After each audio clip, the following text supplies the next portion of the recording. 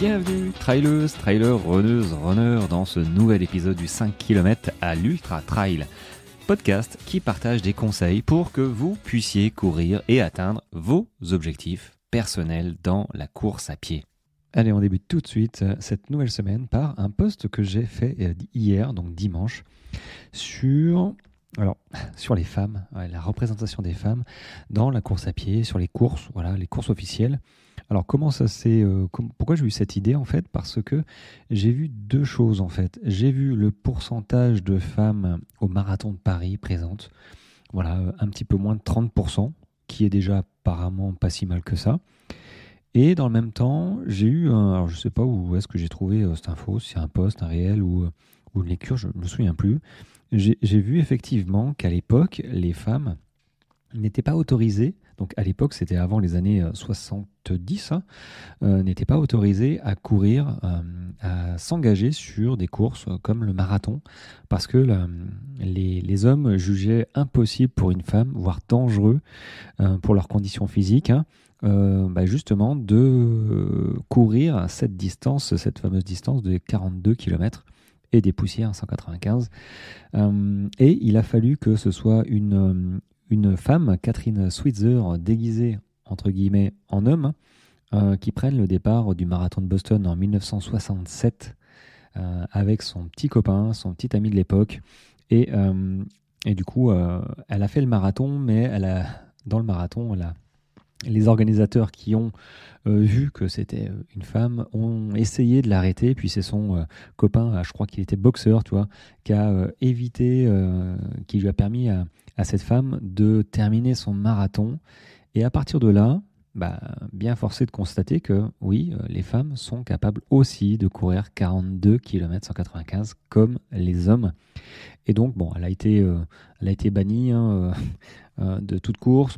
Ceci étant dit, 7 ans plus tard, elle était réengagée sur le marathon et les femmes, je crois qu'elles étaient 8.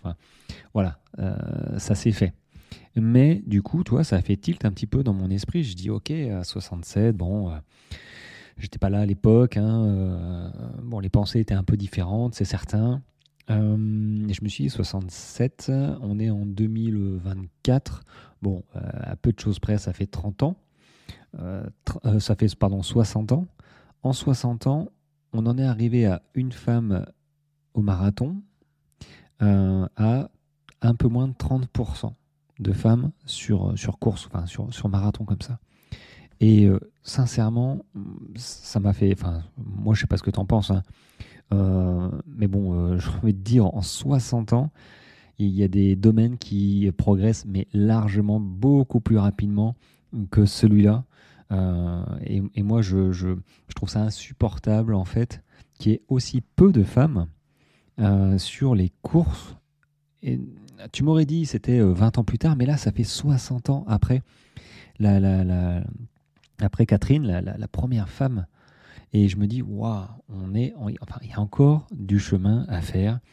Et moi, je trouve, alors personnellement, que il y a un gros travail sur l'éducation déjà. Parce que l'éducation, les femmes et les hommes, dès qu'on est, en fait, on est déjà pas stigmatisé, mais on est mis dans les cases, ok, garçon, fort, puissant, travail, fille, cuisine, ménage, et peut-être reste à la maison. Ça a été ça pendant longtemps. Moi, j'ai 43 ans, quand je suis né, mes parents, tout ça, c'était à peu près encore, à l'époque, cette façon de penser.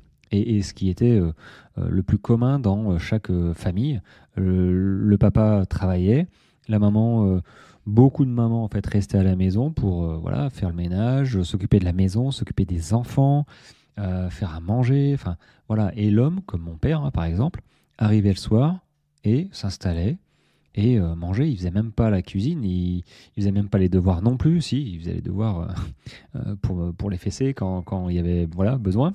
Besoin, il n'y a pas de besoin pour les fessées évidemment. Mais du coup, le souvenir que j'en ai gardé. Et alors, je suis embêté avec mon portable, l'iPhone qui sonne tout le temps. Et du coup, cette cette façon de penser dès le départ quand on est petit. Les garçons jouent au foot, aiment la couleur bleue, noire, je sais pas, mais pas le rose. Les filles jouent à la poupée. En fait, on est très stéréotypé et tu vois, ça va même plus loin que ça en fait. C'est ça qui est compliqué à changer les mentalités parce que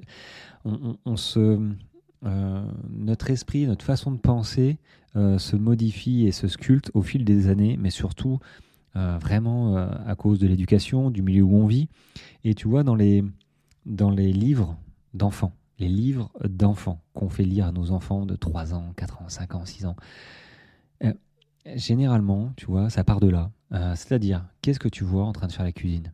C'est le papa qui fait la cuisine? Alors, ça fait longtemps que j'ai plus vu des livres, hein, mais peut-être que je me trompe, hein. Mais tous les métiers, par exemple astronaute, il doit y en avoir dans des bouquins, des BD, des livres pour enfants, les astronautes. Est-ce que les astronautes, on voit une femme? Je pense qu'on doit voir que des hommes. Donc, sans avoir même besoin de le dire, les petites filles de notre époque ou des époques un peu plus anciennes, j'espère que c'est en train d'évoluer tout ça, ne pensent, sans devoir y penser même, hein, ne pensent pas que ce soit possible pour elles d'être astronome. Elles ne pensent pas que ce soit possible pour elles, à 8 ans, juste 8 ans, de faire médecin peut-être. Parce qu'ils voient que des médecins. Par contre, elle peut faire infirmière, parce que des infirmières, on en voit beaucoup. Beaucoup plus que des infirmiers. Je pense qu'en pourcentage, d'ailleurs, il y en a beaucoup plus. Et je pense que dès notre plus jeune âge, en fait, on est mis dans des cases. Et c'est soit accentué, soit ok, suivant les parents, l'ouverture d'esprit des parents. Je pense que évidemment les parents ont un gros rôle à jouer, suivant là où on est aussi, suivant la situation, une situation à peu près globale, familiale. Il y a cette ouverture d'esprit à avoir et je pense avec Internet, par exemple, avec toute la communication qui s'est ouverte grâce au réseau, avec les bons points et les mauvais points évidemment, mais grâce à Internet, tous ces métiers comme ça qu'on ne pensait pas accessibles, alors on s'aperçoit que oui, c'est possible de faire ce métier quand on est une femme. Et ce qui en découle, évidemment, c'est, j'ai envie de dire, je pense vraiment que ça vient la confiance en soi. Tout ce qu'on fait jusqu'à notre adolescence, jusqu'à notre âge adulte, impacte notre confiance en soi, le regard des autres, l'importance qu'on donne au regard des autres, l'importance qu'on donne aux échecs aussi, tu vois, ça commence par l'éducation. J'ai lu avant-hier, j'ai lu une partie de bouquin qui disait, et c'est hyper vrai, je me suis rendu compte que oui, c'est vrai, sur une dictée, tu vois, de 120 mots, tu fais 18 fautes. Voilà. En France, hein, alors je ne connais pas les autres pays, mais en France, grosso modo, tu fais 18 fautes, tu as 2 sur 20. Ce qui veut dire que sur une dictée de 200 mots, tu as 182 mots de juste. Ce qui veut dire que 182 mots justes vaut 2 sur 20. Et tu vois, ça c'est insupportable. C'est malheureusement, on va dire, l'instruction, l'éducation qu'on donne à nos enfants en France, je trouve, on sanctionne l'échec à la place d'encourager, pas les échecs forcément, mais d'encourager les points positifs. Parce qu'il n'y en a pas un chef d'entreprise, il n'y a pas un sportif qui n'a pas connu plusieurs échecs. Et si à chaque fois on lui tapait dessus en disant « t'es qu'une merde », t'es nul, t'es bon à rien, tu n'y arriveras jamais. Est-ce que pour la confiance en lui, il a envie? Est-ce que ça mène quelque part de penser comme ça, d'encourager comme ça, à la place de dire écoute, c'est pas grave, relève-toi, ça, t'as bien fait ça. Enfin, t'as quand même fait 182 mots de juste sur 200.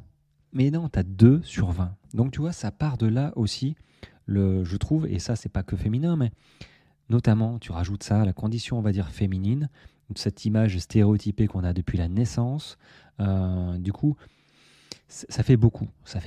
Et en grandissant, forcément, il y a encore une belle proportion, hein, ça se voit d'ailleurs, hein, une belle proportion de femmes dans notre société qui ont peur du regard des autres, qui se sentent qui se sentent, je pense, jugées. Et ce qui est vrai, moi je suis persuadé qu'elles sont plus jugées qu'un homme. Une femme ferait une bêtise dans une société, dans une entreprise, par rapport à un homme qui ferait la même chose, bah, il y a des chances qu'il y ait deux poids, deux mesures, comme le salaire d'ailleurs. Donc, est-ce que je suis véritablement surpris qu'il n'y ait que 30% maximum des femmes sur une course comme le marathon? Je ne parle pas des ultras, c'est encore pire. Alors que les ultras, les gars, quand elles vont s'y mettre, les nanas, bah, on va ramasser un peu les classements parce que point de vue endurance et mental, elles en écrasent beaucoup d'entre nous parce que bah, justement, leur condition fait que tout leur passé, tout ce qu'elles n'ont même pas vécu, mais tout ce que la gente féminine a vécu, bah, c'est des warriors, quoi. Et juste l'accouchement. Et l'accouchement, ouais, c'est mort, quoi. Je leur laisse, quoi. Je suis bien content d'être un garçon. Mais à partir de là, je pense que toutes les souffrances qu'elles endurent, ouais, ça forge le mental, ça forge le caractère. Et moi, je trouve ça insupportable que notre société jusqu'à maintenant, a sculpté ce genre de pensée de la majorité des femmes.